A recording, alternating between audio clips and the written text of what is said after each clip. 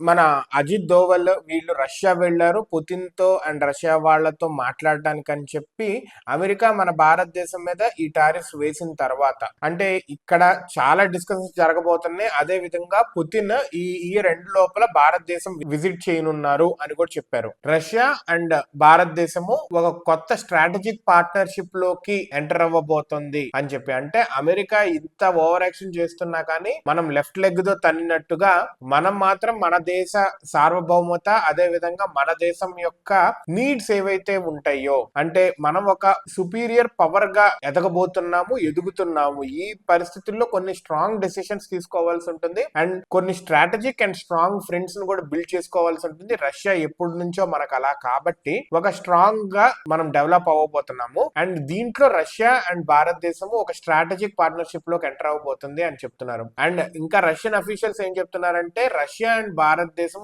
ఒక కొత్త world order కి తెర తీయబోతున్నారు అని చెప్తుంది. నాకు తెలిసైతే ఈ రూపీ అండ్ రూబెల్ లో ట్రాన్సాక్షన్స్ జరిగితే ఒక రకంగా ఈ స్విఫ్ట్ కాకుండా రూపీ అండ్ రూబెల్ లో జరిగితే అదొక బిగ్ చేంజ్. భారతదేశము రష్యా చైనా ఈ మూడు కలిపి కూడా in the coming future very strong power కింద ఎదగబోతున్నాయి. ఐ నో దట్ ఇండియాకి చైనాకి కొన్ని డిఫరెన్సెస్ ఉన్నా కానీ we will get together to build as a stronger nation అని నాకు అనిపిస్తుంది.